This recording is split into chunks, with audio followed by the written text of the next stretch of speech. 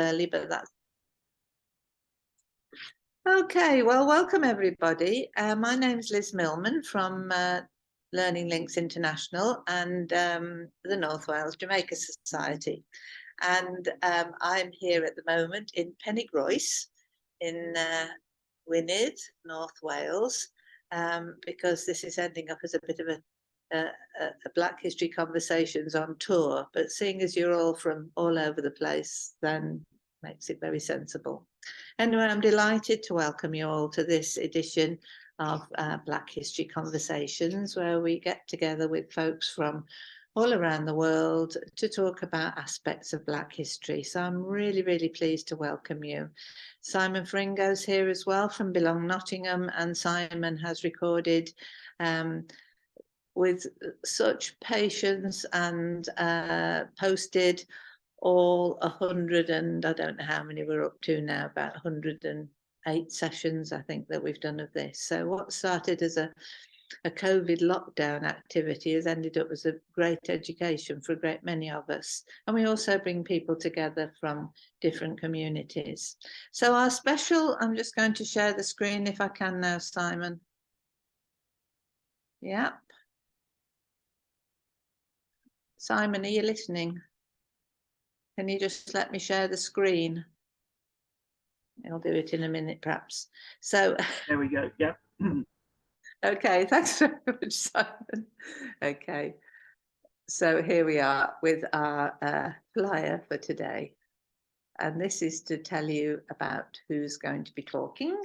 So we're going to ask Rosalind Croker-Ahmed and her colleague Pamela Franklin to make a start. So Rosalind, Partnerships and Public Engagement at the National Maritime Museum and Windrush Programming Lead. So I know that you're really, really busy at the moment and I really appreciate you being here.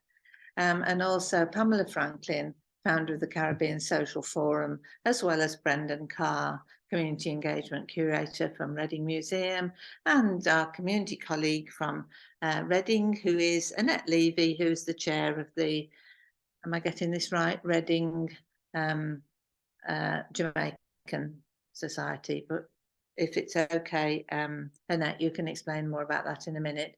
Now, Garrick, you want to ask me something? Yeah, just very quickly, just for Simon, just to acknowledge the incident in Nottingham, terrible incident, you know, regarding those people that was killed. And, you know, just from this group, we just want to, you know, reach out to the families. And, you know, we're certainly very connected as far as an international family is concerned. So it's really a terrible news to know that, you know, students cannot just walk the street, you know, without the fear of being attacked. Yes, thank you very much indeed. Garrick, yeah. And that is so important. And I am remiss. Usually when I start the sessions, I've got an organised PowerPoint. And I acknowledge back home in Australia, the people there, the first Australians. We also at times make other statements of recognition. And I did think this week that we should do this. So I'm so grateful, Garrick, that you've said that. And Simon, and for everyone who's in any way involved, just such tragedy. But we'll move on now then, and thank you, Garrick, very much indeed. And Ros, tell us about what you do, apart from whiz around the room. I can see the background blurring around you. I just want to give my huge apologies. I've actually got 2 children with me today because I wasn't expecting to be perfectly all right. We don't mind children. They can come and say hello. I often get my kangaroo out when I'm in Australia and bounce him across the screen so that people really realise I'm there. So my role is Senior Manager for Partnerships and Public Engagement at the National Maritime Museum, which is part of Royal Museums Greenwich, which is in South London. And that's one of 5 sites within the Royal Museums Greenwich, including the historic ship, the Cutty Sark, the art gallery, the Queen's House, the planetarium, and the astronomy team as well up there. So my role at the museum is quite different and quite varied, and a big part of it is obviously the partnerships, which is my title. And one of the I would say the best partnerships that I've been nurturing, I guess, which sounds very formal, but one of my favourite partnerships at work is with Pamela Franklin, who's founder of the Caribbean Social Forum, who's on the call today. And we've been working together to put together Windrush events for this year's anniversary. So Pamela, do you want to say hi?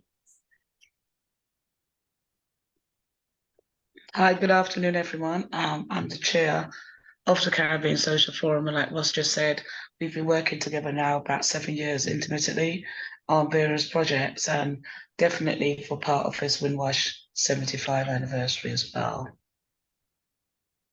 That's fabulous. Tell us about the Caribbean Social Forum then. The Caribbean Social Forum was birthed in 2015.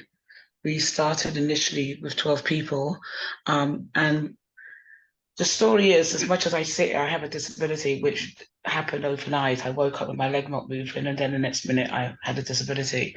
So I experienced isolation and loneliness, and I share this story all the time, so I'm not giving anything away.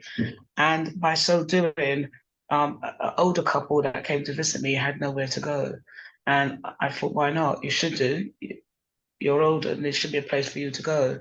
And when I looked around, it wasn't. And I helped them to try to form a group where they can meet people their own age. And they strapped me into it, said, well, you stay and help us because you're young. And I thought, well, I'm not that much younger, but I'll stay. And 8 years later, we've gone from 12 people to we've registered now nearly 600 people within our group.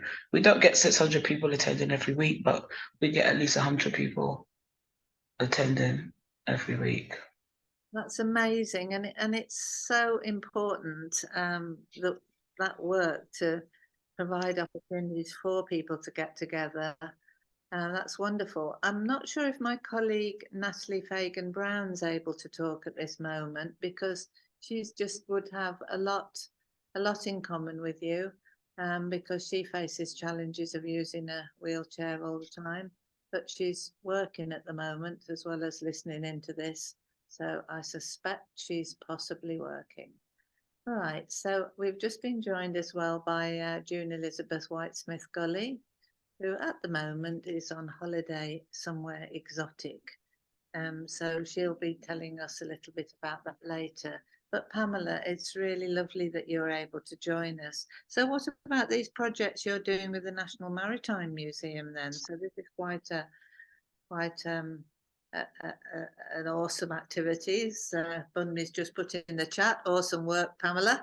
Okay, so Pamela, tell us about the latest project, perhaps. Well, what we're doing is this coming the 22nd. We're going to be working with schools. We've got a choir that we're actually doing. We've got different lectures coming in to talk, different performances for people. We've got an area that's talking about dementia. And whilst there's not a fun thing about dementia, we have to make dementia more interesting. So we've designed a resource of the National Maritime Museum that's available online as well, that shows artifacts that relates to the Caribbean. And our members are not one island, it's all the islands that's within one umbrella. And therefore we form ourselves as one island when we're together. What we are when we leave, that's fine, but what we are together is the Caribbean. And what we try to do is to put together resources that those of us that know little or nothing about Jamaica can actually use some of the resources to help them to develop a conversation with someone that is, and vice versa for any of the other islands. But for the Windrush, so we've got that in there to encourage people to talk to other people, to learn about each other islands, because you can have a conversation that would help to generate someone's mind. And then we also got a dominoes tournament going on through the Windrush, which will be on a Saturday. That's going to be quite interesting. because the museum's got a glass ceiling, and if the noise is anything like the noise they keep in the room on the first day, that glass ceiling could be changed. So, but seriously, we do a lot of really good work. And I think the biggest project, I think Ross, you can come in here, was last year, before lockdown, they asked if we wanted to do a takeover. And I simply said, yeah, we would, not knowing exactly what they were talking about, but said yes. And then they had the COVID, so no one could do anything. And when over that, then they asked, are you doing it? And I think, doing what? The takeover. Now COVID's over. And we said, okay, April. And then the response was, well, we've only got 12 weeks to April. So that's why we're getting it done. And so said, so done. We managed to pull together a program with the help of the museum staff. And the program attracted 7,000 people to come along to that last year. And that was the first one, and we thought we could exceed that. And this year we done, was it 13,000, Ross? Yes, Ross. Is Ross gone? Yeah, no, I'm here. I've just been joined by my little one. Yeah, about 12,000 people this year. And it normally for us, we are obviously a national museum, but when we kind of experiment with new events, it takes maybe 5-10 years to get up to that amount. So just to achieve that in 2 years was all down to the partnership and the brilliant work that Pamela and this Caribbean Social Forum did. That's absolutely fantastic to hear that and to hear what sort of support you're getting. You know, now that obviously museums and other organisations are getting involved in this. I can see a pair of eyes peeping at me. Can you see me? I'm here. I'm the one talking at the moment. Don't know where I am. I've disappeared off my own screen. There we are then. Lovely. Okay, so Pamela, back to you again then. So that's an amazing achievement. And time-wise, you know, to be able to work on this is incredible.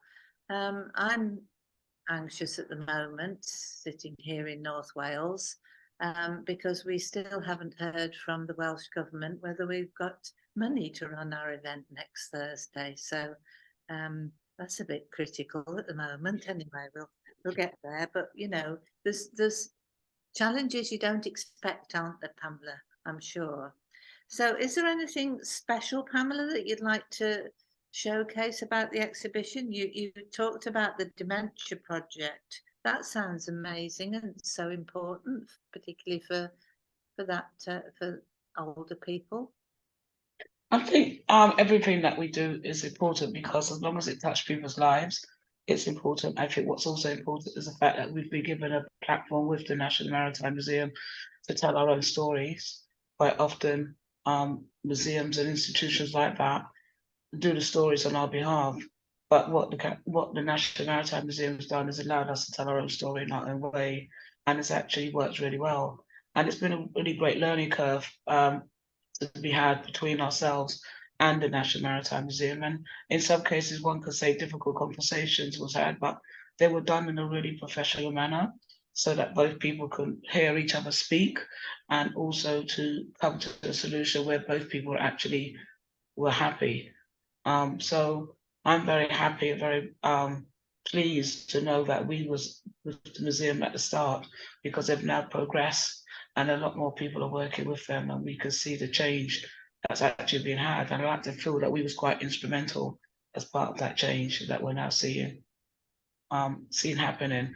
But for the Windrush, I'm looking forward to all of it. I'm looking forward to seeing people. One of the things we've done in a takeover, I'm not a fan of the term Windrush, I must emphasize that, but that's just my thoughts. But one of the things that I loved about the Caribbean takeover was it was done in April. So it wasn't done on any particular set date, it was done in April. Albeit that this year was April Fool's Day, but there was nothing foolish about that day where you get 12,500 people in. But what we started was that we having a ship reunion of people that came on different ships from the Caribbean, and we're hoping that they would join us because whilst people from the Caribbean, a Jamaican person may not have met a Barbadian person until they came to this country. Oh, that's how sorry. All right, no problem at all. That's really interesting to hear. So really, Sorry. yeah, don't worry. Really interesting to hear about that event, and you're quite right. I've just said in a email to the Welsh Government, perhaps next year, as they have Refugee Week, we could have Windrush Week. We need to expand it a bit, but not lose the focus, because I think we're able to do things now. It gives us opportunities, and it also gives organisations like the National Maritime Museum responsibilities, and so they need to be doing something. So to be able to work with an organisation like yours is really, really, really valuable. Pamela, do you want to carry on? Tell us a bit No, more. I was just saying that what people didn't meet each other till they came here, and even though they might have been on the same ship traveling from one island to come to the United Kingdom, some of them were too young to even know each other, and some of them just was scared about what they were coming to, or even excited in some cases. So what's been interesting is to see how many people came on, say, something like the Arcania, and they were all on the same ship together. And this is the first time they're going to meet together as adults. So to see that they were all on the same ship and to be able to share their story to what it was like for them leaving, be it Barbados or Trinidad or Guyana or Dominica or Jamaica, because it was one thing. So like I said, many people from the islands didn't meet each other till they came here. So the first connection of knowing what you might call Aki, what you call Aki Jamaica is not called Aki in some of the other islands. And it was that exchange of knowledge that people just didn't have prior to that. So we've been doing a lot of soul finding between ourselves as islands, not just soul finding between that and the UK, because that information is very good for us where we're dealing with people with dementia. I think that's really, really helpful. And your point about the wider Caribbean as well. And yes, people wouldn't have perhaps met people from another Caribbean island. I'm an adult literacy specialist, and I used to work with lots of older people from the Caribbean in Wolverhampton, and they often wanted to come to be able to read their Bible better at our classes and to understand about the language issues and things. So it was fascinating, because back in the day, even access to maps was difficult.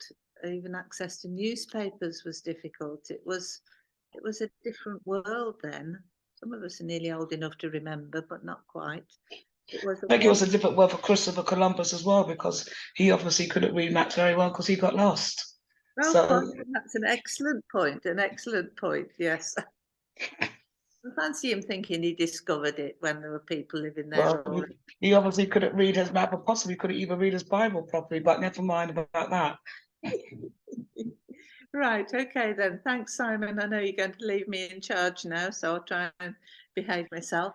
And Garrick, you want to come in. Garrick co-chairs these sessions with me, so it's lovely, Garrick, you're active on this. Thank you very much. I mean, Pamela, this project, it's just to hear you speak about the project in relation to reaching out to people across the Caribbean. One of the messages that Justice for Windrush is always raising awareness that Windrush is a global issue, and it's not just a Jamaican issue or a Caribbean issue. And the fact that you're reaching out to different islands is exactly the message that we try to put out in the public. But if you don't mind, if Liz wouldn't mind sharing your email address. I've already put it in the chat. Oh, excellent. Because the work we're doing in sort of public awareness, both in relation to the Windrush Home Office scandal, but much wider in relation to the current scheme that we have, the Home Office scheme. We're seeking changes to that scheme because it's a very unfair scheme that's been designed by the Home Office, etc. And we're always looking for new audiences to reach out to. So, you have a membership with over 600 members. Again, we would like to reach that audience specifically. We have 2 informal chats, 2nd and 4th Sunday of the month, where it's a global platform on the Zoom, where people can come in and have a conversation and find out a little bit more about Windrush. What does it mean, for them as individual, family, friends, etc. So we have a big event coming up on the 2nd of July in Brixton, Southwest London, where we're addressing a range of people through the Seventh-day Adventist Church. So, we want to make connection with your group to make sure that people from your group is aware of the work we're doing. That's fantastic. Thank you so much, Garrick. And it's really brilliant work. The first place I went when I came back from Australia a few weeks ago was the House of Commons to the wonderful Justice for Windrush Generations campaign event, and it was incredible. It's incredible to know what you're doing. And also we're joined by June Elizabeth White-Smith Gully, and she's one of the ambassadors, one of the volunteers who's working with people who are trying to work their way through the Windrush compensation scheme. So I know that's of really important relevance to so many of you, and I thank you very much, Garrick, for bringing those points up. So Pamela, it's great to have heard a little about what you're doing, and I know Ros isn't able to stay with us for that long today, so I'm going to ask Ros if there's anything else she wants to add. Pamela, are you all right staying with us for a while? Because we want to hear from our colleagues in Reading soon, and then we can have the wider discussion. I probably could stay for about another 15 minutes, but I do have another meeting to go to, because I didn't know about this until today properly. That confirmation for today, I knew of it, but I didn't know about the confirmation, so. That's my error, gallivanting around the country. Okay. Well, Ros, let's pass over to you now then. So what would you like to add? I guess I don't know how many people are part of the Windrush 75 network that has been developed this year and introduced by Patrick Vernon. And it's been an invaluable network to be part of, and you can still sign up. It's completely free. Just search for it online. And they're doing a conference actually on next Friday that Pamela and I are speaking at together. And it's a whole conference focused on Windrush. The kind of theme, the people's stories, but also practice, justice, all sorts of different things. So I'd highly recommend everyone to come along to that. Not obviously to see us speaking, but there's a huge range of speakers, and it looks like a really good programme. And that's in London as well. And then also, if you're free, come along to the museum on the 22nd of June or the 24th of June. 2 brilliant free events that Pamela and I put together to celebrate Windrush Generations. We'd love to see you there, but also, have your feedback and see what you think. And we're always open to working in partnership with lots of different people on different things. So that's it from me. But thank you so much for your patience with me moving around very quickly and my little one being in pictures. I really appreciate it. All right, that's fine. We just really appreciate it, and apologies that the confirmation didn't stick home, but Brendan Carr, however, was diligent and sent me an email that said, "Where's the link?" So I was prompted to realise that I hadn't sent that round. So apologies, Ros. But Brendan, just before we introduce you, can I just ask you, Ros, as you're the National Maritime Museum, does that cover the whole of England, or does that cover the whole of the UK, or what? That is, well, I guess it's technically we are we're national. That's a really good question, actually. We are funded by English government, part funded. We're about 40% funded by the government. So obviously that kind of includes, you know, as kind of wide as that goes, and then 40% funded by our own fundraising and income generation. So, but obviously there are many maritime museums all the way around this country, the whole of the UK, that we are part of a network of as well. That's really interesting to hear, because it's through those sorts of networks that I think that the stories of Windrush can extend around the country. It might look a bit exceptional that here in Bangor, North Wales, that we're doing a Windrush event. We've done a Windrush event here every year since it started, and apart from the COVID times, and then we did things online, because it's across our communities that we need to raise awareness and share the stories. It's great for us to share with the people who are interested, but it's also great to share with very important to share across our communities. And I'm testing people out at the moment when I'm talking to them, and I ask them directly, no matter who it is, I ask them, do you know about Windrush Day? And I have to say I'm a bit concerned, because I've had a few people say to me, people who should know better, say to me, no, they didn't know about it. So that's something, and I think it's great that the Maritime Museum, the National Maritime Museum, is doing a really good job on the on supporting a community-led initiative. And brilliant, Pamela's description of the work that she's and her colleagues have been doing with you, just absolutely remarkable. So thanks, Ros. If you need to get on your way, then we quite understand.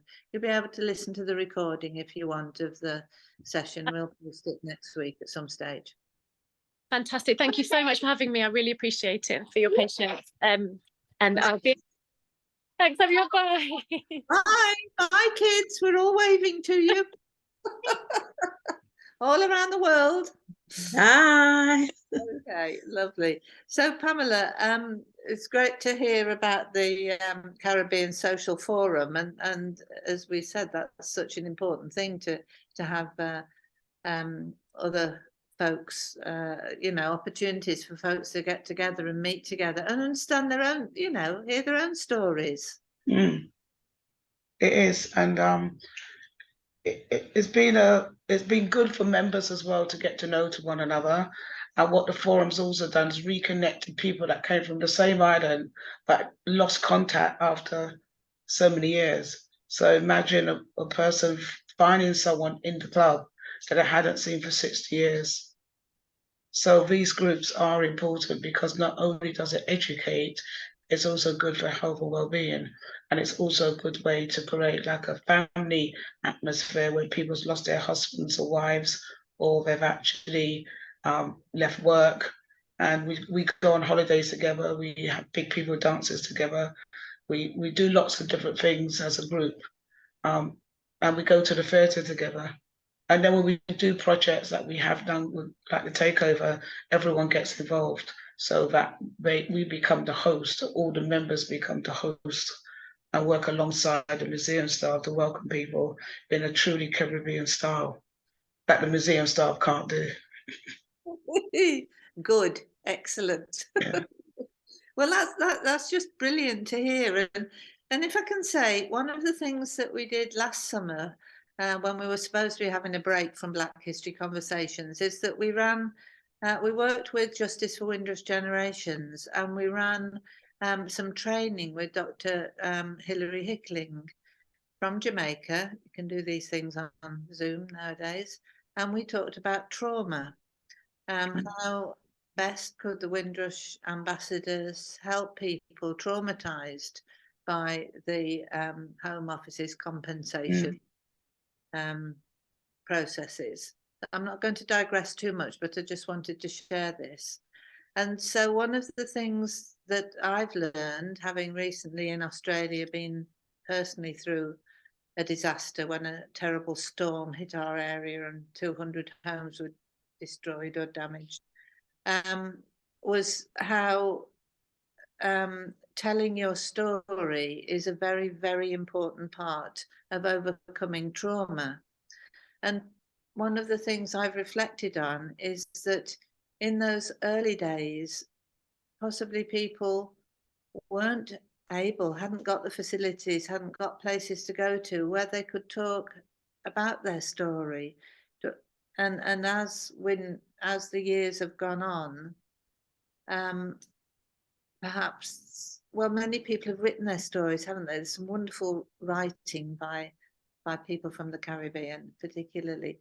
But with the one thing I think that's come out of the Windrush debacle, Black History Month has helped us tell stories and hear stories, but through what's called the Windrush, and as you say, you're not always, it's not a perfect name, that people get some healing from telling their stories and having their stories recognised. And the wonderful book produced by the Jamaican High Commission of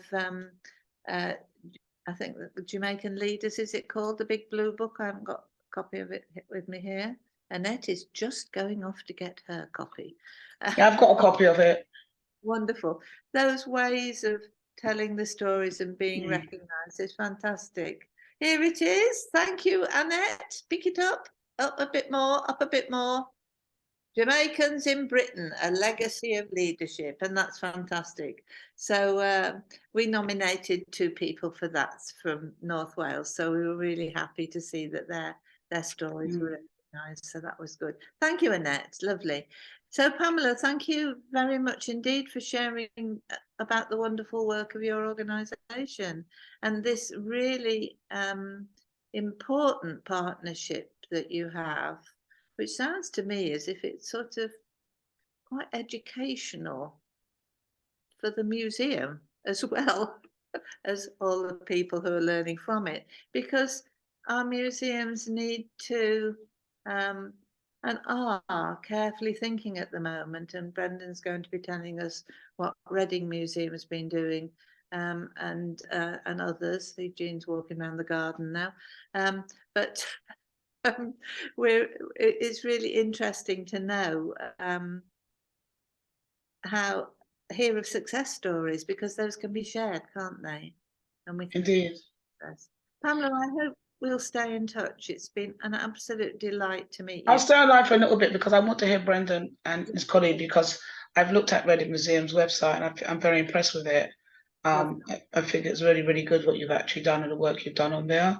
When I was doing some research over what all the different museums was doing, yours was one of the top ones that I really appreciated. My father lived in Reading before he went back to the Caribbean.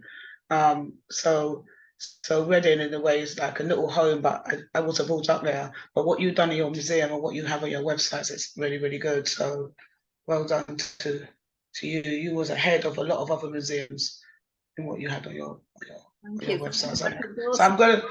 So I'm going to switch myself off. I am going to be listening. Okay, that's wonderful. Thank you. Okay. Thank you so much. Okay, thank you. Thank you. Thank you.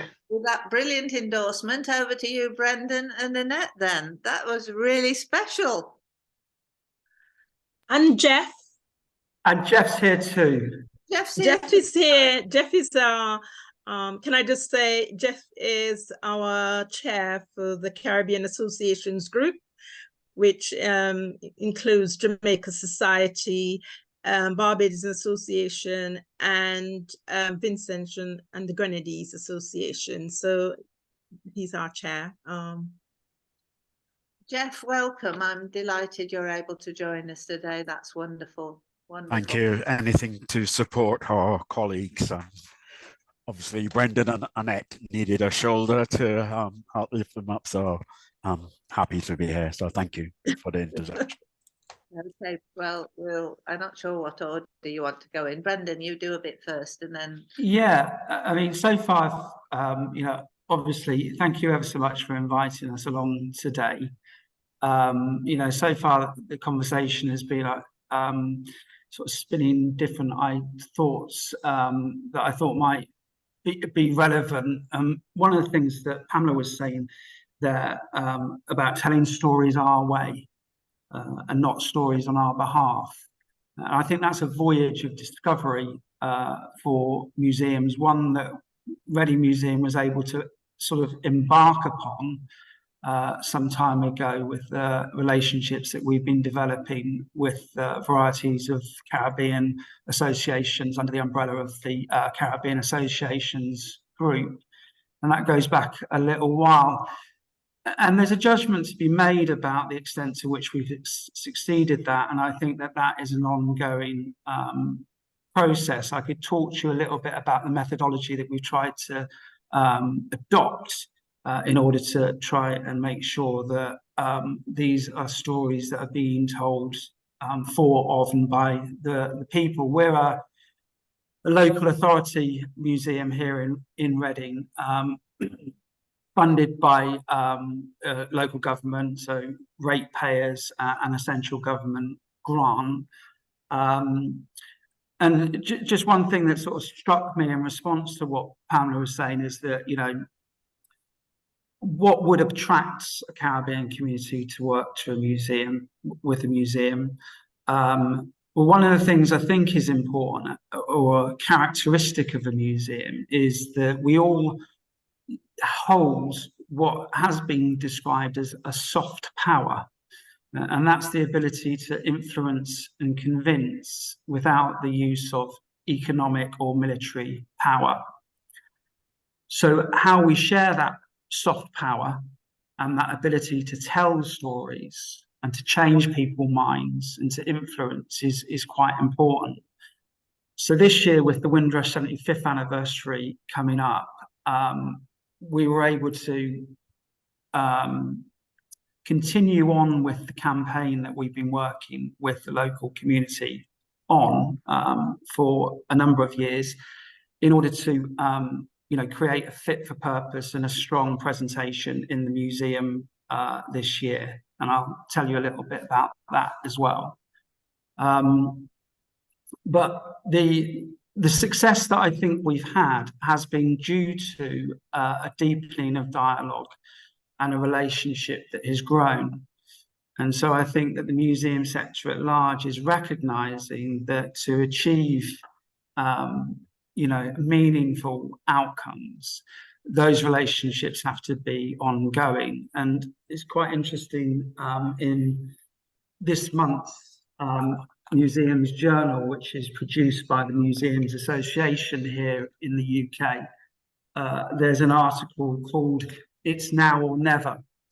And in that article, Patrick Vernon, who Ros mentioned, who has spearheaded the Windrush 75 network, has said that he's seen a significant uptake in Windrush-related work by museums and galleries over the past 5 years. And that stems from his campaign to instigate a National Windrush Day. But much more still needs to be done. And he says it's mostly short-term projects linked to limited funding. And those are challenges that all museums will face in terms of developing and deepening a dialogue and sharing that soft power with their local communities. But I would say that we should be pleased as a consortium here in Reading that we've been able to proceed and deepen that dialogue, and building upon 3 years of success in securing funding from the Ministry of Housing in Communities and Local Government. This year, we were able actually to work together to compose a substantial bid to the National Heritage Lottery Fund, which secured a substantial body of funding. I think it was over 40,000, together with a grant from the local council. So it puts us in a position to be a little bit more ambitious than we have been in previous years. But that hasn't come overnight. That has been a sort of development of actually building our fundraising capabilities, so that we're able to sort of, like, on the 75th anniversary, fulfill sort of ambitions that we've had before. And I would highlight that the National Heritage Lottery Fund supported us and has also put online a sort of bespoke dedicated grant funding for projects that are directed towards marking and celebrating the Windrush during the course of this year. and that, you know, I think it's a real challenge, and the fundraising process is not flawless. You know, we had to write a lot of words and do a lot of consultation in order to get a funding bid that, you know, was fit for purpose. And that's a lot of work to ask volunteers to do. So, but between us all, we were able to secure that funding. And I think that, you know, what's been said there by Patrick Vernon about funding and how, you know, we shape that up to, you know, develop a longer term sharing of power, that soft power is quite important. Vernon goes on to say that what's needed is a coordinated national drive to collect Windrush heritage for a national repository, which he likens the significance of this to a collection of testimonies of former enslaved people in the American Deep South in the 1930s, which are now sort of critical resource. So the Windrush material culture is social history, and social history tends to be secondary, and it's not upfront, and people don't think, oh, this isn't that significant or that isn't that important. My life isn't, you know, historical. But in fact, it's a really important element of Great Britain's social history, the way in which communities from the Caribbean were assimilated, no matter where they came from, into working class communities. And those stories and social histories are untold. And the work that we can do in order to sort of engage with the community and see what material culture is out there and what heritage is out there, physical objects, artifacts, documents, and so forth, is the work that museums can assist and work in partnership with the museum, with the community. So I wonder if it might be worth me taking a pause there, rather than me wittering on endlessly in a sort of, you know, and lose my thread completely, and just see if there's anything that, you know, springs to mind from Jeff or Annette or the wider forum here. Well, I think that was just a brilliant introduction, and that's really great. And, you know, based on what Pamela was able to share on her thoughts about the work that you're doing, and she's looking at you through the website and recognizing that you're doing significant work, and your explanations about how you recognize the importance of museum and community partnerships is a really, really valuable one. And your point about soft power, very interesting concept, because other things that we've talked about on Black History Conversations regarding museums have been museums possessing stolen artifacts. And so we've done quite a lot about sessions on the Benin bronzes and various other different things. And I have to say, in Australia, we have a TV series called What the British Stole. That's what it's called. And they look at different things around the world. So there are different aspects, obviously, but it's fantastic to hear of the positivity that community partnerships are bringing with museums to help to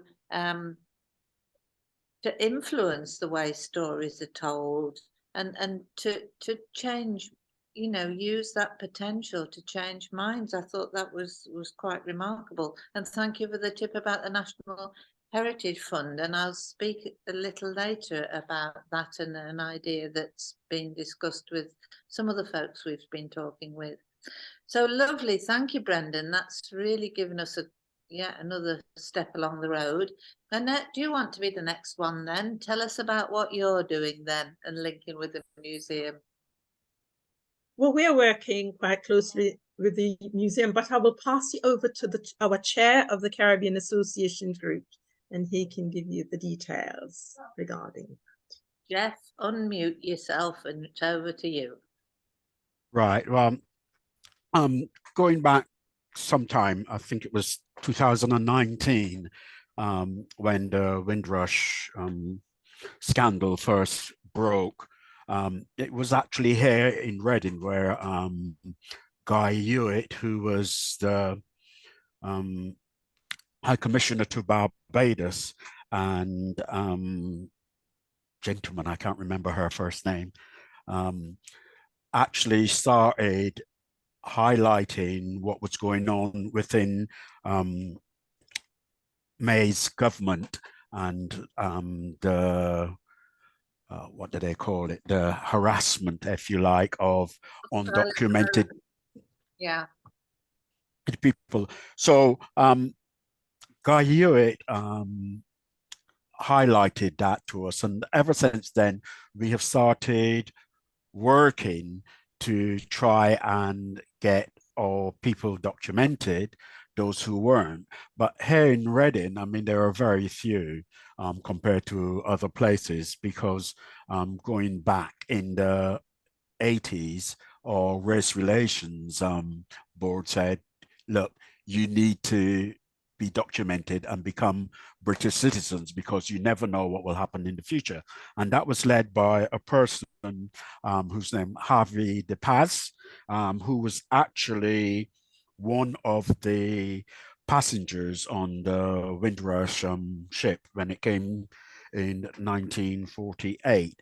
So we've had that, and ever since then we've been looking to document our history or importance to how we've helped Reading, and dealing with the museum was one way of doing that. And we've now set up a Caribbean Associations group website where we are hoping that all the information that's digitized on the museum could actually be on the Caribbean website, and then we've got a handle on our history, so to speak. Wow, that's fantastic. It's very interesting to think about the fact that back in the 1980s, the Race Relations Board were raising issues. And Harvey de Paz, did you say? Yes, that's right. Harvey de Paz. I know Cliff de Paz in South Wales. Is it related? I'm not sure. I know Harvey had two sons. One lives around the corner from me. I'm not sure where the other one is. But yeah, raising issues about citizenship. And I know the High Commissioners, I've heard them speak and talk about it, but I didn't really understand until more recently. Brendan, you want to come in? Yeah, because that's one of the things that museums are positioned to do. We can tell stories with evidence of artifacts and documents, and through the interpretation, labeling, and stories, embellish the visitor's experience and that encounters. But one of the vehicles in which our current new display, which we've called Windrush Lives or Windrush Lives, is two letters that were issued from the Home Office, where they accept the application and describe a big backlog, and then the second letter confirming the citizen's status, as it were. So we're able to describe all, through those documents, through the captions that we've written in partnership and in consultation with the community, a way in which we can explain to our general visitor the racist policies that led to the Windrush scandal and how they emerged over a period of time to build up, and some of the work that Harvey de Paz did to mitigate that. Harvey was actually a travel agent and might have actually known something of what would be ahead if he hadn't spearheaded a really important campaign here locally. So there was all sorts of different material items that are in the current exhibition or display that's open, that I just sort of I felt really do tell the story a little bit better than anyone can by writing a book or speaking, because it's the sort of encounter that visitors experience by being in front of real objects. So one thing that I thought really sprang out at me was Joan Sinclair's father's hire purchase agreement for a heater, which was his first purchase when he came from Jamaica, because of course the climate in the Caribbean is very different, and it was really expensive, this heater. And he'd just got his job in Walthamstow, and this was one of the, but he kept that documentation. So there is a lot of documentation in our exhibition. You want documentation? There is documentation, you know, so we haven't we've been able to, with the support of the community, understand and describe how the Windrush scandal has unfolded and how it continues to affect members of the community. And I felt that that was quite important. Well, it is important, and we've all felt that that was important. But on another level, just today, we've got a medal that came from Michael Gilks, who was a really important Reading footballer. So the love of sport that the Caribbean community and the widespread benefits that has brought to Reading is also something that, just through a little artifact, we can illustrate and highlight. And that's the power of museums in terms of being able to present securely precious family heirlooms and artifacts, and have those interpreted in a way that doesn't just tell the story on behalf, but actually is the community is, you know, sort of telling their story too. Yes, that's fascinating. Thank you so much. And to have that evidence is really, really important. One of the things that I'm just a bit concerned about, and made contact with the National Archives, is that I'm aware that sometimes community groups can go to a lot of time and effort, get funding perhaps from the National Lottery, and can record stories, collect information, but that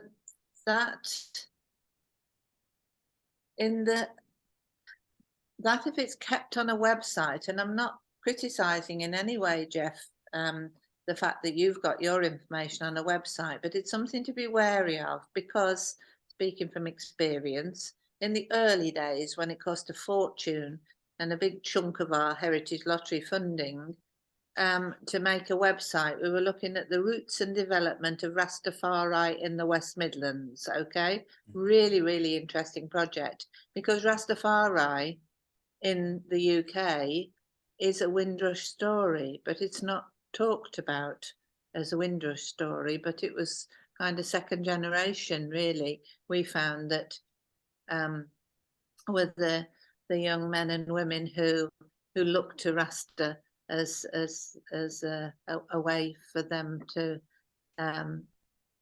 make sense to make their lives. So we kept all of those records, but then you know, after 7 or 8 years, this is way back, we forgot to renew the website or whatever.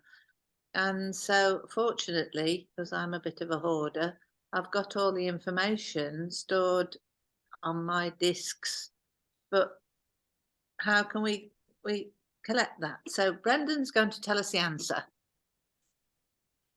Well, no, I think you raised a very important about the long-term safeguarding and, you know, the repositories for this heritage. And as I just mentioned, in this current edition of the Museum's Journal, that is something that Patrick Vernon is advocating for, that there should be a national repository alongside. So, you know, sort of similar to some of the museums that we see in the USA.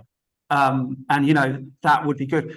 But what you're talking about is that there are local museums, and we tell the story of Reading. And, you know, I'm forever having people tell me in general about how ordinary people and their social history is destroyed in house clearances because people don't realise the value of things or whatever. And your local museum is a place to understand as being, we're people of goodwill, and we're here to safeguard and keep secure and apply accredited museum standards to the long-term safekeeping and storytelling of material culture, and of course the Caribbean's communities story. I mean, you know, as I say, our permanent collections have got more evidence of the Anglo-Saxons and the Vikings at the moment, and perhaps through the process of continued dialogue, we've been able to add some more material to our permanent collection. And I would hope, you know, lift up the sort of awareness amongst the community that their material heritage has a home in the museum and has a place in the museum too. So, you know, the part of our this year's 75th anniversary project is about documentation and community-led oral history and collections of photographs and those things that are really important to carry out in order to make sure that you know, the longer term safekeeping and documentation is there for the future, so that in 100, 150 years time, people like, you know, the curators and museum professionals of the future that yield this soft power. And I would hope that, you know, we move towards a much more diverse workforce through these kind of, what would you say, awakenings, and more Black and other communities consider museums as a career.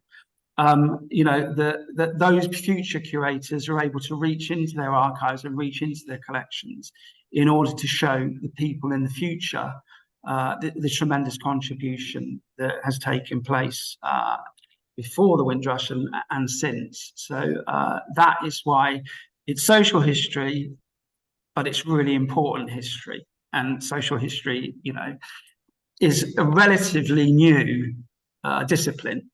And I suppose the public and the general person is beginning to understand, actually, you know, that old pair of trousers that I wore, those, you know, to that particular cricket match or whatever, and that flag that I've kept as a souvenir, that's got a broader story to tell about a national pattern that's really very important.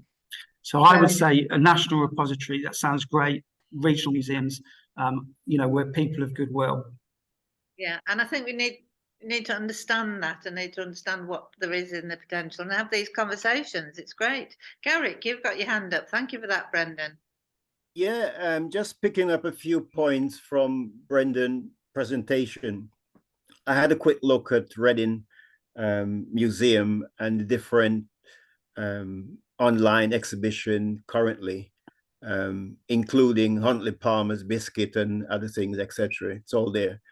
But if I can just go back to a point that Liz raised about national archives, and at the moment, Windrush stories are found in many different places. So, for example, there is a Windrush museum. There is a Windrush foundation that try to give the historic and the narrative and research information to make sure the information is correct. There are some sites where the information is wrong because researchers hadn't done the work, in particularly around, you know, things around the railway and the involvement of transport, etc., etc. So I think what Liz have in mind is about how we can have a central national place where all this stuff can be located, in addition to all the other branches, etc. And the most important thing around legacy, it's about the learning, it's about the educational aspect.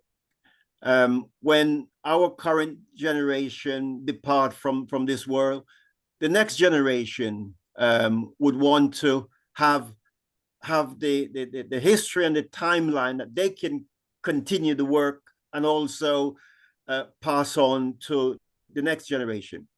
So Windrush is a very broad subject, and Liz made a very good point about one aspect around Rastafarism, etc., that hasn't been focused. And there will be other aspect that has not been focused on. And, you know, a different museum may choose to focus on different things, which is wonderful, because that's good. And regionally, that may be the case, depending what that particular area, the history of that local. And Black History Conversation is about having this local conversation and finding out locally what has happened in our locality and try to connect that with the bigger picture. So if I can use the example of North Wales in terms of the history, local history in North Wales, but connected to a much bigger history, you know, across the world. So, you know, I think all museums should at least have some interconnection,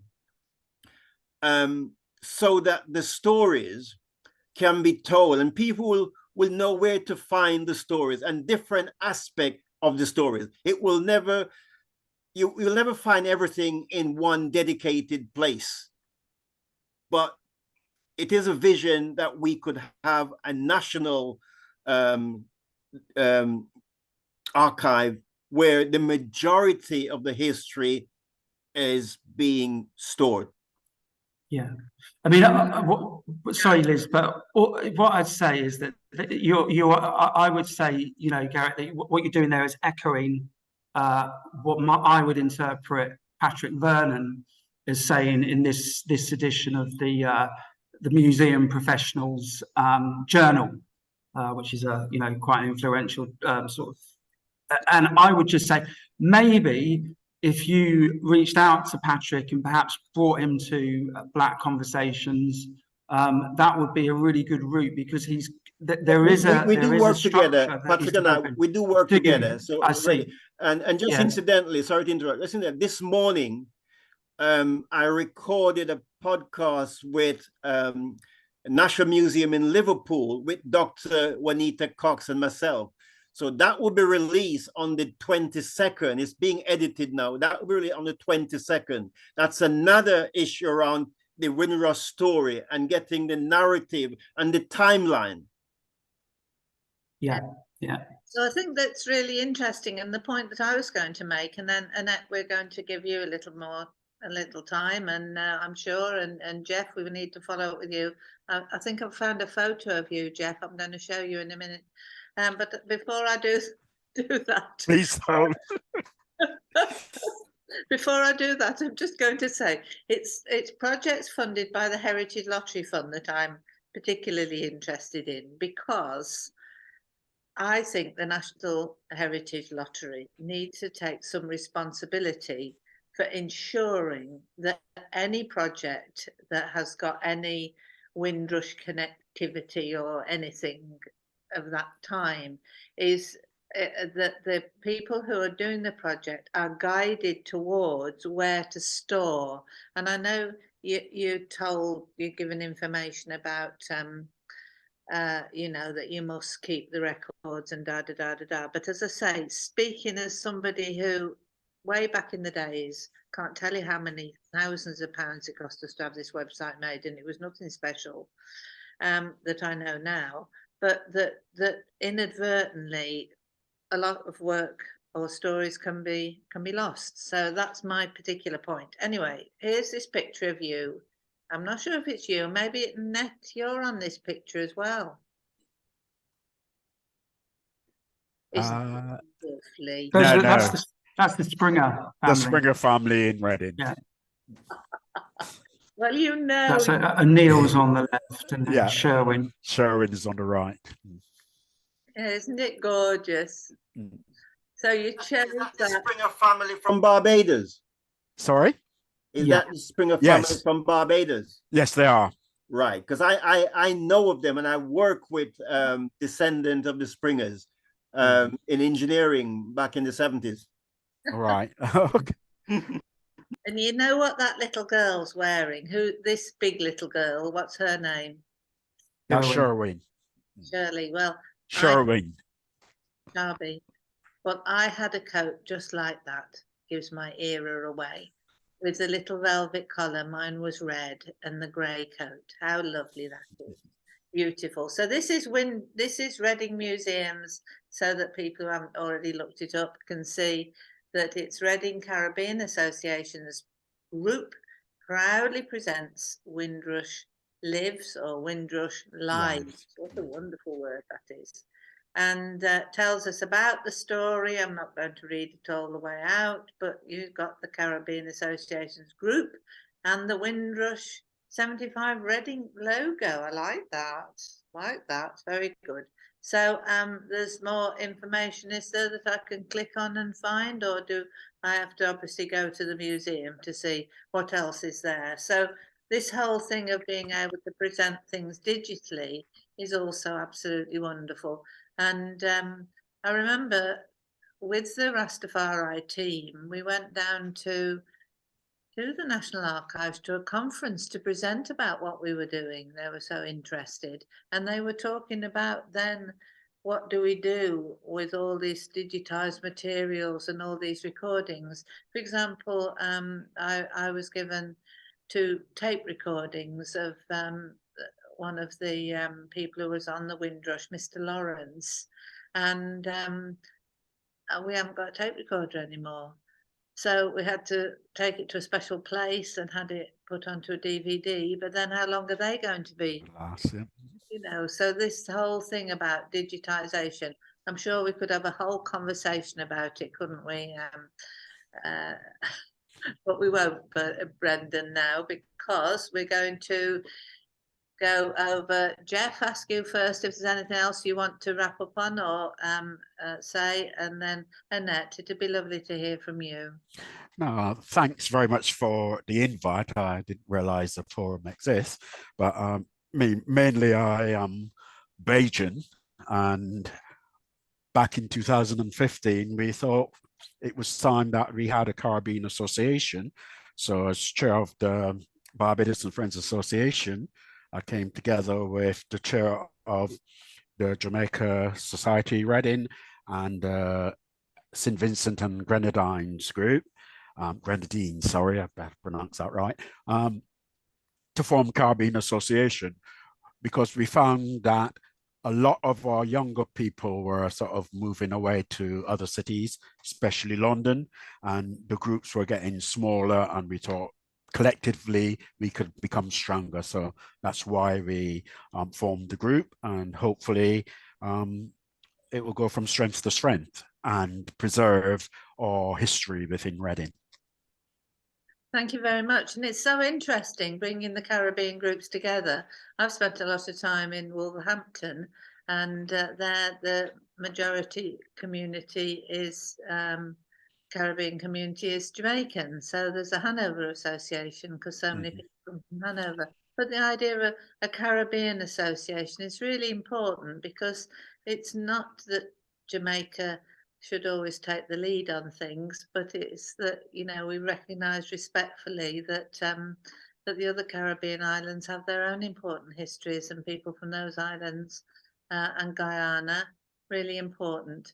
Oh, June Elizabeth White-Smith Gully's popped her hand up. So June Elizabeth, can you speak? Be somewhere foreign holidaying. Oh, yeah. June Elizabeth, yes? She's on mute. June Elizabeth. June? Have you got Sir Cliff there with you, June? Sir Cliff hasn't been too good lately, so he's gone on a holiday with June Elizabeth to Mallorca, I think it is they are. June Elizabeth, it says that I've unmuted you, but I haven't. I don't know. Can you chat? How can we do this? No, can't get the chat. Oh dear. Simon, come back. All is forgiven. You there, Simon? Are you back yet? I've asked to unmute. Oh, June Elizabeth, what's happened? June Elizabeth, can you unmute yourself? Anyway, June Elizabeth, I am so sorry, my dear. I can't hear you, and I just thank you publicly for your wonderful hospitality to me when I went to the She just Windrush. put something in the chat. She's not able to unmute. Oh, well, I'm ever so sorry, June Elizabeth. I don't know what the situation is. I can't understand it. All right, many apologies, June Elizabeth. Keep trying. Technology and us. Okay, then. Annette, can you speak? Unmute yourself then. Lovely. Yes, I can speak. Perfect. Just to echo what Jeff has said previously, how we came together as the Caribbean Associations Group, and over the past since 2015, we've been working collectively at least once a year when we were able to put on events in Reading that's, you know, incorporating all our communities, including everyone in Reading, to participate. But going on to what we are planning for the 75th, Jeff and I are working closely and the other organisation to put on a Thanksgiving service for the 75th. It's very important to our community because, you know, when they came to England, the first place they looked for, other than work, was a church, somewhere to go and worship. And of course, that wasn't afforded to them in lots of cases. And, you know, over the years, over many years, and, you know, they worked so hard. And it's just one way of us trying to celebrate them on the 25th and for the 75th year of the Windrush arrival here. Not to say people didn't arrive before, but that's what we are focusing at the moment from the Caribbean. So yes, that's what we are working on at the moment. We have several different things happening over the period. We're going to be having a family fun day. So the Thanksgiving service is going to be on the 15th of July. And then we're going to have a family fun day on the 16th. So there's some, and there are other things going on throughout the year as regards to celebrating the 75th anniversary. Really, I think that's wonderful, and it's a good idea to spread it out a bit, because if you try and do everything on the 22nd or the weekend following or before, it's really quite hard. So that's a really good idea. In Bangor, we're going to be inviting somebody from, well, the Bishop of Bangor and whoever. And I think that's another way of getting the story to people who might not hear it another way. We've got Jean Baker here from the Rotary Club in North Wales, Bangor, that I was a member of for a long time.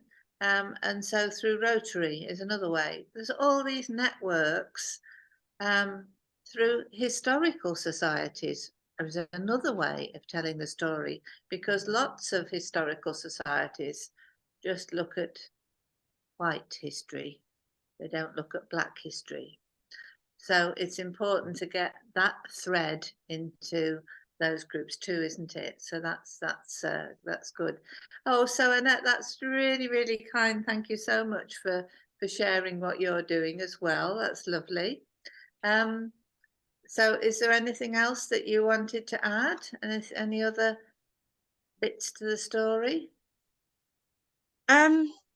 Well, as well as we work with the museum, we work with Brendan. We've, you know, worked together over the past year. We're part of the consortium group. No, we're going to have, I think there's going to be a play, a Windrush play. It's going to be later on in the year. We have someone writing a script for us for that, a director in Reading doing that. So we have, you know, lots going on in the background and something to look forward to later on in the year. And we're also having our elders doing recordings, and we've had some training that people from our community are trained as presenting them, interviewing the members of the community. So all of that is coming together for for this year for the 75th. That's wonderful. And your story, Annette, were you born in the UK? Did you come from one of the islands? Yeah, I was born in Jamaica. Oh, right. My parents came here in the 50s, and I was left with my grandparents, and my mother came back 7 years later to take me to England with her. I came when I was 13 here. And of course, I would have been one of those children who came on their mother's passport. So hadn't I sorted out my citizenship, you know, I could have probably be in the same situation as so many other people, which would have affected my children and their grandchildren. So thanks to Harvey DePass, who in the 70s, when he was doing that through the 70s and 80s, as legislation changes, he was there to update us and encourage us. He held meetings in the community, and he knocked on doors to just encourage people. We could see the sign as we walk along the Oxford Road. He was also an accountant, as well as he was estate agent. Travel agent, and so he were able to put the signs in the window so that people would see it, and you would and at that time a large contingent of Black people live in the Oxford Road area. That was the area, so it was quite visible for them to see. So that's how I was able to get my citizenship, by doing the application before you having to pay for it. You could apply, and within that time. So yes, I went to school here, and I've had my family here and lived here. So the best part of my life, more of my life here than I lived in the Caribbean, in Jamaica. Well, thank you very much indeed for explaining that. And I've just said thank you very much to Pamela. She's moved off now.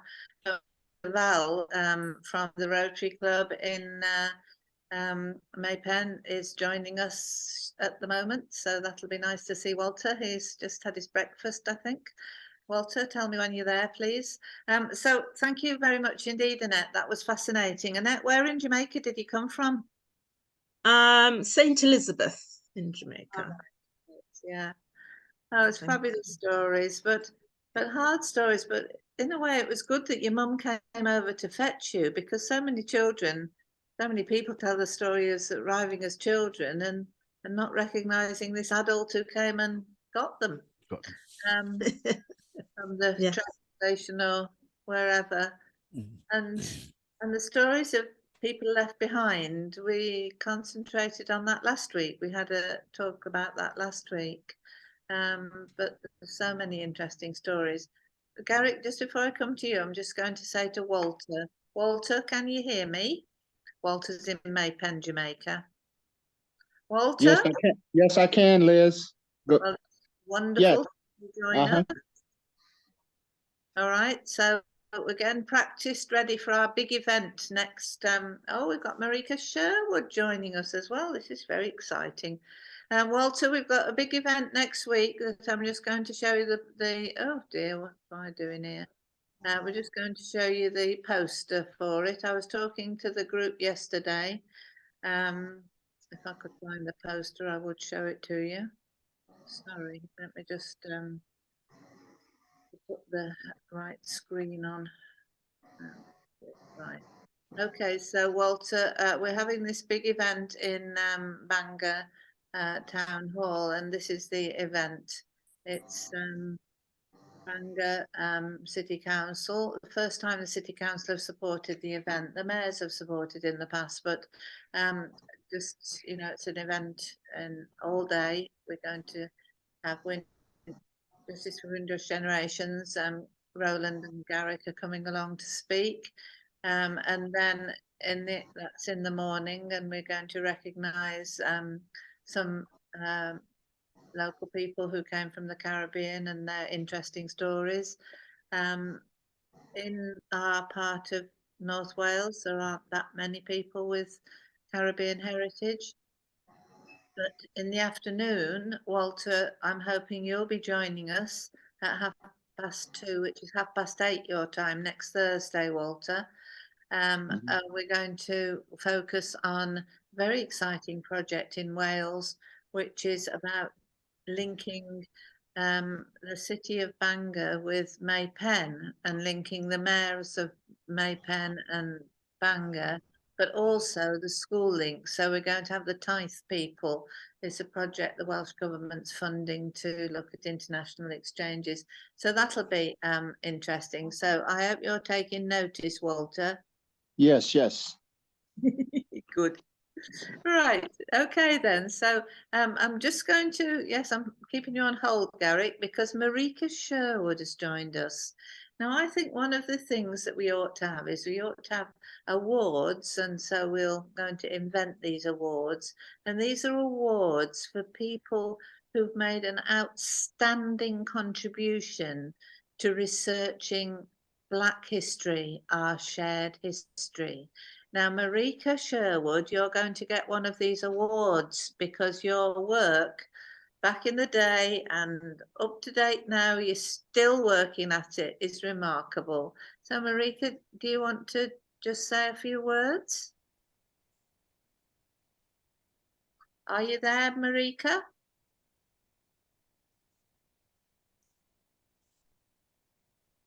Is there anyone else who wants to speak on Marika's behalf of the wonderful work that she's done? I don't know if we've got any other people who knew Marika, but her work was truly groundbreaking.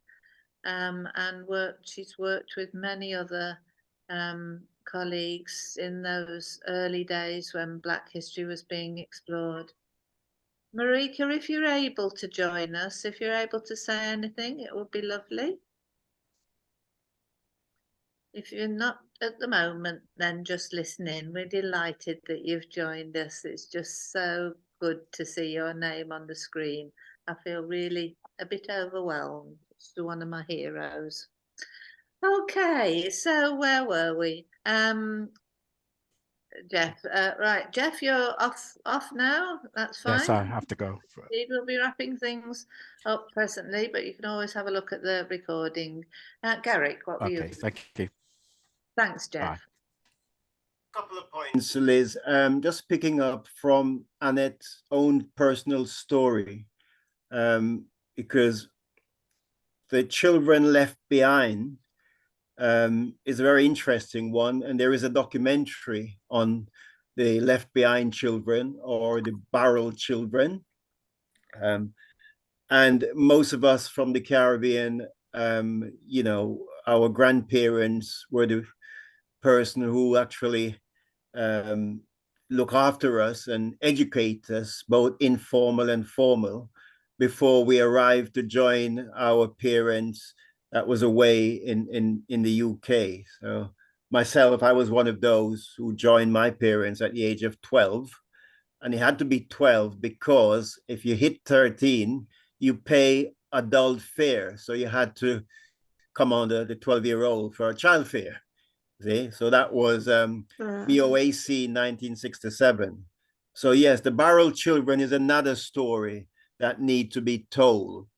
And also on the Windrush Empire ship that came in 1948, there were children on board as well that travel and on relative passport, mom, dad, uncle, etc. But also one of the points we made today in the museum podcast, that the woman, when you see the ship, you only see the woman, and the interviews and the attention was focusing on men, not the women. But there were over 200 women on the ship. And again, you know, those stories are important. And some of those women are the women who actually became the nurses to drive the NHS in 1948. So the woman's story is another story again to be told. So Windrush story has got many different facets to it, and each of those need to be told. And just in regards to Marika, we do know each other because we worked together for a number of years. So Garrick, one moment. Annette, thank you very much for joining us. I know you need to leave us now, but you'll be there as one of the women, and we need to have women's stories as well as the stories of the men on the Windrush. Thank you so much for joining us. Thank you. Thank you, everyone. Thank you. Thank you. Bye-bye. Bye-bye. Garrick, just before you carry on, can I formally thank Brendan, because it was through Brendan that we made the link to get Annette and a colleague here, especially today. So that was really good. So we're just going to stop the video there. So the net's going. So Brendan, thank you ever so much. I don't know if you want to carry on. We'll only be another few minutes, just wrapping things up. But because we've got some other good friends joining us, then we'll just leave our conversation going. Okay, Garrick, back to you. Yeah, just to say, I'd love to hear from Marika. We do know each other because we've done work together in the past. And, you know, if she can put her audio, it'd be nice to hear from her. Marika, can you hear us, Marika? What we'll probably do now then is wrap up this session formally. Thank you all very much indeed. June, Whitesmith Gully, let's see whether you can speak with us or not. Unmute yourself, June Whitesmith Gully. Unmute yourself, June Whitesmith Gully. No, perhaps not. It's difficult when you're operating on your phone. Marika, last call. Marika Sherwood, can you hear us? Right, so we've got a few things in the chat, so I'll just read those out to you so that folks know. Pamela said, have a blessed weekend, everyone. I forget it's Friday. All the days seem the same. Thanks to everyone. Jeff's gone, that's lovely. He's off to the AGM. Andrea's gone. Andrea said, thank you for the invitation, a very interesting meeting. And June Whitesmith Gully says, Marika is my friend. She's written many articles and books on Black history. She certainly has. I did 2 separate book launches for Marika in Nottingham, and later in the same day in Wellingborough on Malcolm X and his travels, as well as the West Indian soldiers of World War II. That's absolutely brilliant. Thank you very much indeed.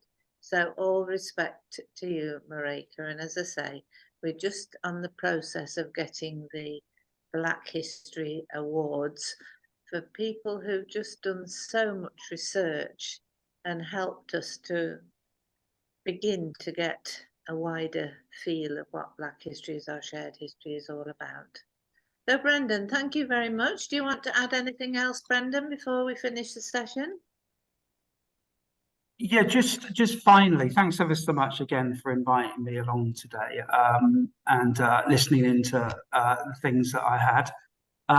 The other element that I wanted to mention is that we have the pop-up Enigma of Arrival exhibition, which was produced by the Barbados Historical Society, telling the story from the point of view of the islands, those members of the community that returned back who found themselves not actually their story wasn't told in the West Indies.